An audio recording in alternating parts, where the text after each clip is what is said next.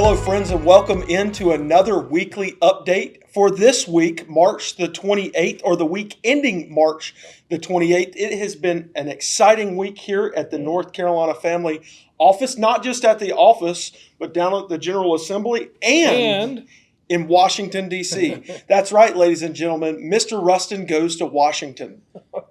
Okay. John Along with John and I had the Mr. privilege of Prosser. going to Washington, D.C. this past week. We took in the cherry blossoms, which We are did. Beautiful. almost in full bloom. Yes, beautiful. Unbelievably beautiful. But the reason we were there was to see our congressional delegation.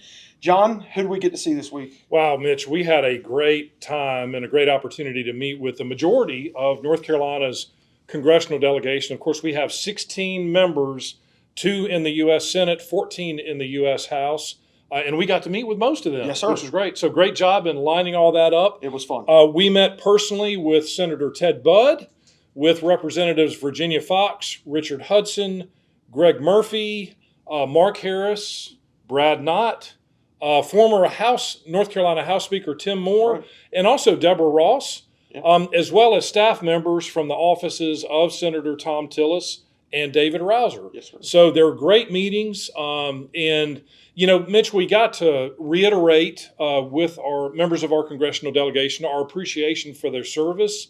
It sounds glorious and, like an exciting, wonderful thing to do. And a lot of the serving in Congress is, but there are a lot of sacrifices that they make on our behalf. And we recognize that. And so we, first of all, wanted to thank them for their service and the sacrifices that they make. We wanted to reiterate our desire to be productive partners in the positive things that they're doing. We also had an opportunity to follow up on a letter that we submitted to our entire delegation back at the end of January regarding a bill in Congress that would grant the Lumbee Indian tribe of North Carolina full federal recognition. And we were very clear with all the members that we spoke with that we don't have a particular issue with full federal recognition for the Lumbee tribe. Our issue and concern is that if Congress were to grant the tribe full federal recognition, that inherent with full federal recognition comes a right to pursue gambling operations in the state.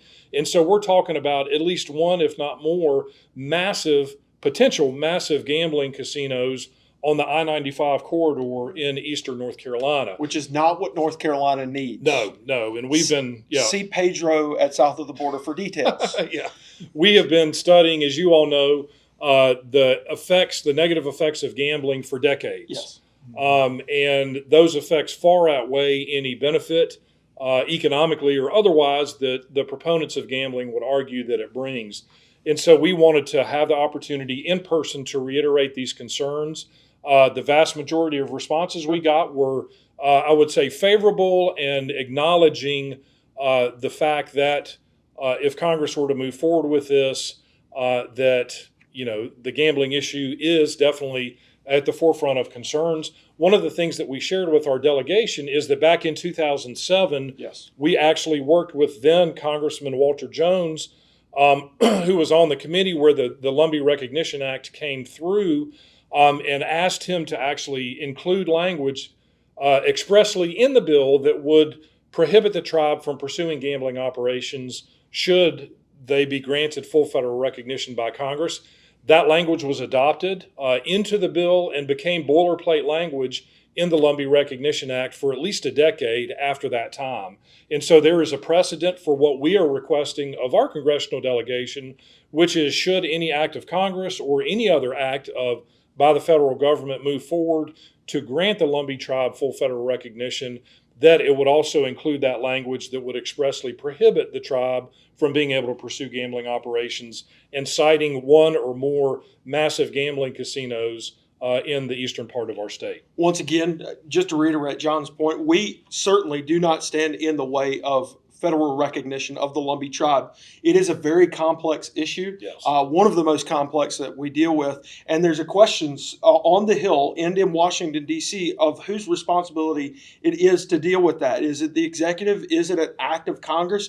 Is it the judicial branch? And all three of those were posed as we talked with our congressional delegation in Washington. And historically, these decisions have been made by acts of Congress. Yes. And so it is very much in the realm of our congressional delegation because it would impact, Yes, most importantly, the state of North Carolina, that this issue, that they fully understand the implications of decisions regarding this issue. And so I think hopefully we were successful in communicating that. And it's certainly up in their hands to make that determination. absolutely. We talked about life. We talked about women's sports. We talked about First Amendment issues, Religious liberty. Yep. religious liberty. We talked about a myriad of the issues that you care about. We'll continue to give you updates, not only about what's happening here, which we're about to get to, but from our congressional delegation in Washington. And speaking of our congressional delegation in Washington, I do want to share just from, we knew this going in, we knew this already. North Carolina is incredibly fortunate to Yes. have just some great representatives in our nation's capital. Again, we are super grateful for the service they provide, for the representation that they provide. We've known a lot of these folks for many years. And again, we're appreciated the opportunity to share with them our willingness and commitment to support the positive things that they're doing and to work with them at every opportunity that we have to support good initiatives. Jerry, one thing that we learned this week is that the cafeteria food on the Hill is not nearly as good Right. as it is in the General Assembly building here in North Carolina, which I think you would probably echo. It's bill filing season. Hundreds of bills have been filed this week alone. Hundreds. We're counting almost 500. It's over 500, and that's out of a total of 1,300. So that's about 40% of what This week. has been filed this year was filed this week. Part of that is, and I can't help but think about the analogy of school when you have a deadline, and when do Yeah. when do you Procrastination. start working? Now I know that I can't imagine what the staff at the legislature has done to produce this number of bills in Yes. 1 week. But we're approaching the deadline. We've reached the deadline for the Senate. House deadline's coming up. That's why this huge Yes. volume of bills have Onslaught. come through. Yes. So some of the things that we're tracking, we're not going to get into the specifics and details of House and Senate bill numbers, but we're going to give you some of the 10,000-foot view of what's going on. Jerry, tell us what we need to know about parental rights. Yeah. Well, two of the bills out of those hundreds, and we're still reviewing those. We will be. We're going to spend a lot of the rest of this Yes. week Yes. looking at those bills. But we have been through them and looking at titles and going into detail in some. But two of them of particular interest to us that we're going to be working with relate to parental rights. And last year, you may remember, last session passed a Parents' Bill of Rights. Shortly after that passed, a number of us recognized there were some places in the law where parents' consent is not required for health care for minors. And so in that particular law that this bill would address was passed in the early 1970s. Yeah. So they're going to try to correct some of those where healthcare decisions, parents obviously need to be an important part of that process. And one thing that's very helpful is there's a recent North Carolina Supreme Court decision that recognized that fundamental right of parents to determine the care of their, and specifically the medical care of their children. Yes. So that's exciting that bill has been presented. And Jerry, before you go on, now the areas that law, that 1970s law does kind of carve out that allows minors to consent is for pregnancy, for sexually transmitted diseases, for substance abuse, and for emotional disturbance. Yes. Mental health and emotional disturbance. And so, this is, and when the Parental Bill of Rights passed, this law, again, has been on the books for a long time, but it's a deficiency in providing parents the full authority over decisions regarding the health and health care of their children. So, and some would argue probably conflicts with the Parents' Bill of Rights, and so that does need to get fixed and remedied So the through this legislation. legislature's taking another look at that, That's and correct. and they've introduced bills to And do that. The House and the Senate each have a Yes. version of that bill. Okay. Similar subject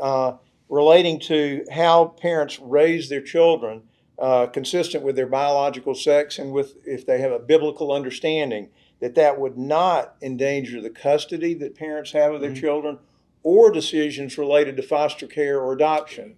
So those are two of the bills. Another one relates to women's safety. And it, again, is kind of a follow-up on what happened last year with legislation about protecting women and children. This one specifically defines male, female, men and women, and sex by biology. Go ahead. And the interesting thing about that, John, is that what does that do to the rest of state code? Well, it adds these definitions in the area of the statutes that applies definitions to all statutes, Yes. unless there is another, I guess, more direct definition. Correct. So it sort of is the underpinning of all of our general statutes or laws in North Carolina with respect to these definitions. Yes. And it defines biological sex, boy, father, female, gender, girl, male, man, mother. It's crazy. Birthing person is not mentioned here. No, it's not. That's and good. It's remarkable that we have to further clarify and define what these terms mean, but that's the culture in which we're in right now. So this would bring significant clarity to areas where some people would argue it may not be that clear. And it's again, kind of an extension of what happened last year with the women in sports, where part of that bill was addressing women's privacy and children's privacy in locker rooms, restrooms. This would apply again to those areas in privacy, but as you say, would apply to every area and gets into a whole list of very specific things, including women's shelters, prisons. It's covering more of a broader spectrum of what was started last year. The interesting thing about these hundreds of bills, these issues as well as some others that we are supportive of, that we think and believe are important for our state, bills presenting the opposite viewpoint have also been filed. And what this reminded me of that was helpful to see this volume all in 1 week is, I guess what I thought is why we do what we do. We're here to try to read these, find out what's happening, and to equip elected officials and other citizens across the state so we can all be part of the process of helping legislators, as they're making decisions on these, know what is the biblical, medical, social, scientific evidence on all these issues so they can decide what's best for our citizens. And that's why we love the fact that you all are partnering with us, and it's how vital it is for all of us to be voices to encourage them as they're making these decisions. John, there's an intentional focus on the family. And yes, the pun is intended. Some want what's best. I think I'll say it this way. I think all want what's best for the family. You're right. Perspective is different. Worldview is certainly different. And we're going to continue to bring our worldview to the General Assembly. Thoughts on all of this as we move forward? Well, I think as Jerry said, these bills and these significantly differing viewpoints just demonstrate that there are people who have very different worldviews and perspectives on things. And, we know that God has a specific design of male and female, of the family as the building block, the structure of our society, is his intended plan and purpose for our culture. He has been gracious enough to give us the Bible as the guideline so that we understand how he created us, how he desires us to live together in community, and what that looks like. And so we've got to, and this is what we consider to be a lot of our job, is to mirror or compare that and apply that to the policies that are being proposed in the legislature. And as we say often, when man's laws are in line with biblical principles, with God's design and purpose, good things are going to happen. Yes. There's going to be peace and prosperity. The world's going to operate the way that was intended. But when man's laws are out of line with biblical principles, there's going to be chaos. There's going to be corruption. And we're seeing a lot of that in our culture today. And so this is where we kind of step into that intersection of God's word, of biblical worldview, and applying that in the public policy and political arena to do all that we can to ensure that our elected officials who are making decisions about public policies that are going to impact all aspects of our lives are informed, and we certainly want to encourage them to enact laws, to adopt policies that are consistent with that fundamental design that God has for us as our Creator and as the Lord of our lives. Wonderfully expressed. Couldn't put it better.